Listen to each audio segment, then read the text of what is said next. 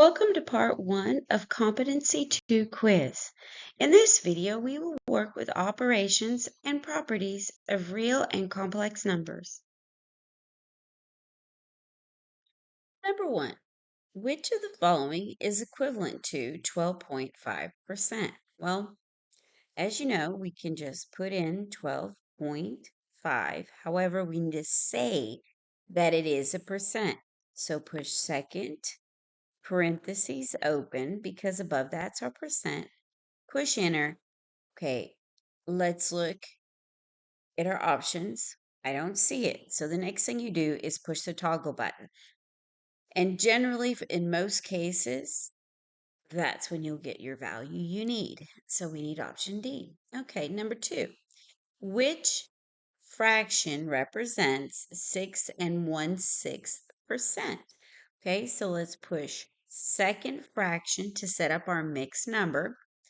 Then push your 6 and your 1 over the 6. And again, we need to tell the calculator that it is a percent. We do that by saying second and then the percent, which is the open parentheses. Now push enter.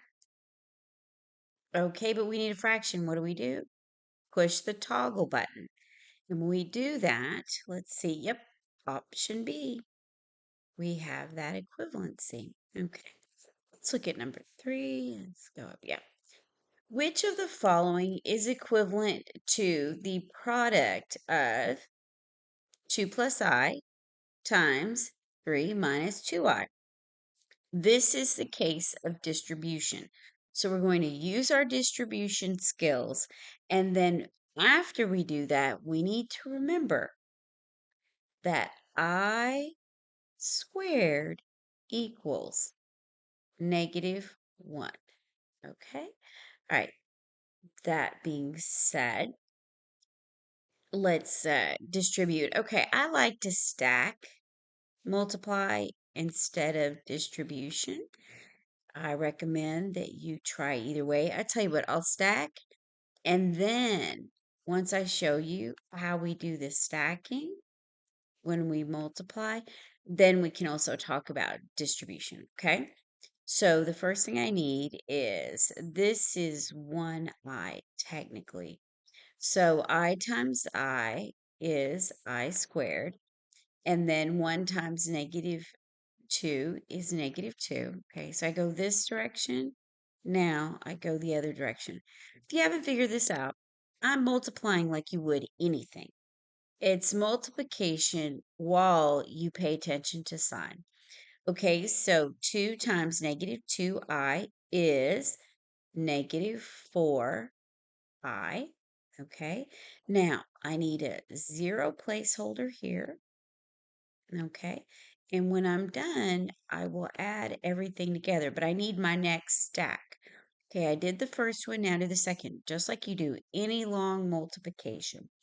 Okay, so which direction am I doing? Let me show you. So you see that it looks just like it should for anything.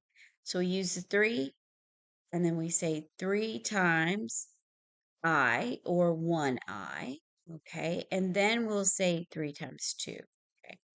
All right, so 3 times 1I is 3I, but that's a plus. So I put a plus in front of the 0, plus 3I. And then I say, well, 2 times 3 is next, and that is 6. So let's add these things together. Okay, so I see 6 and -4 or -4 plus 3 is a -1 or just -I. And then we add 0 to anything is the anything. Okay, however, oops, let me stop right there. I'm going to bring the 2 down. But we know that I squared is equal to -1. So that means I have to multiply all this by -1. Okay, what is my result? I have, see, this equals 6 minus I, and -2 times -1 is +2. Well, 2 plus 6 is 8. 8 minus the I. Okay, do we have a taker? Yes, option C is correct. Okay, now I did promise that we would look at the FOIL method.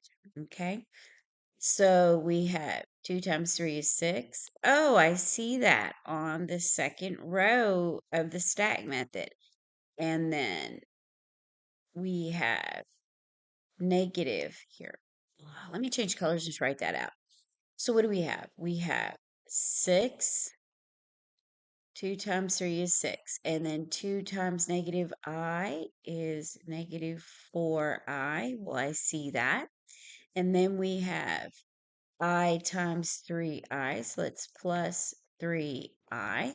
And then we have 2 times negative 2. Oh, no, I've already done that. Oh. I'm doing my full method incorrect. Okay, what we have is I times negative 2I, which is negative 2I squared. Well, if you look at this, this is what we had before. This is 6 minus I, and then we have negative 2 times negative 1. Same thing. Same result, because then when we multiply negative 2 times negative 1, which we already had, we end up with that 8 minus I. Okay? All right, let's go on to number 4. Number 4, rectangle A has dimensions x, y, and rectangle B has dimensions x minus 2 and y plus 2, where x is greater than 2 and y is greater than 0. Which of the following must be true? Well, let's take a look at this. Let's say this is A, and I have X and Y, okay? And then I have B. For B, I have X minus 2 and Y plus 2.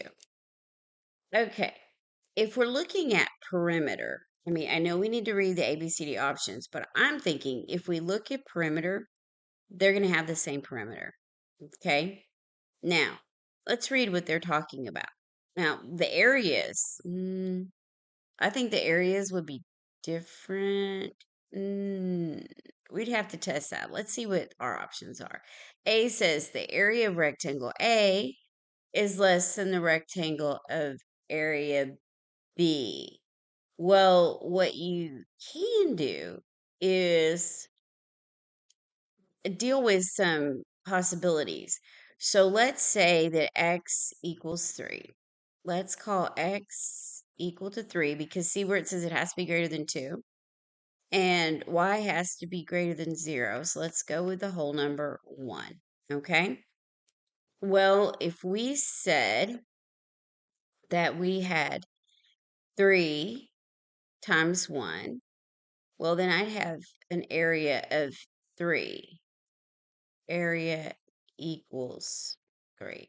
Okay, then if I come over here, that would be 3 minus 2 is 1. So that would be 1 times, oh, I don't want to do that.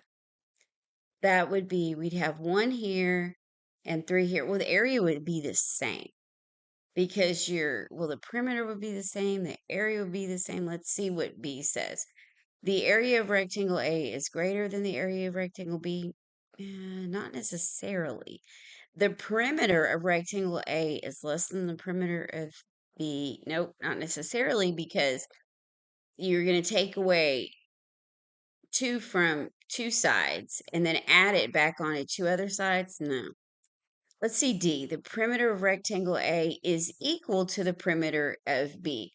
And that is super logical. Okay, the areas, I think if the areas are less than or equal to, really depend on the value of that you give X. It's not going to be necessarily X and Y, rather. Eh, that's an iffy situation, so I would have to test that out.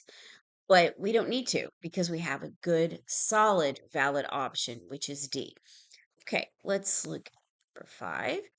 Which of the following is equivalent to 2, 5 under the radical, which is 5 squared, times 3 squared plus 5 squared, and then all that times 2.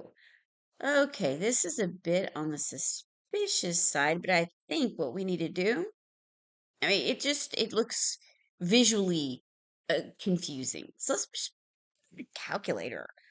Yeah, if you look, it's easy to miss that 2 at the end with that question mark there. And why isn't the 2 in front with the 2 square root of 5?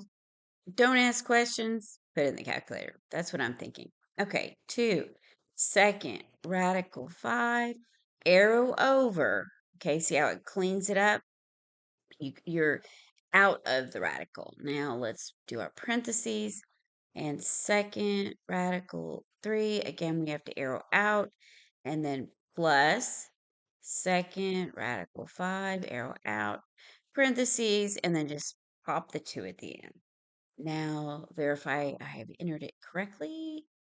Yes, and push enter. Okay, and I see a taker. Yeah, option C, exactly the way our calculator read what we needed. Okay, perfect. All right, this is the last question in this video. It's the first part of the practice quiz. Thank you guys for watching, and I hope you continue to join us and it's been helpful at all. If it is, say so in the comments. Thank you for everyone else who's commented. Very positive. You've helped us keep going, and we will make more videos. And to our subscribers, kudos to you. Happy testing.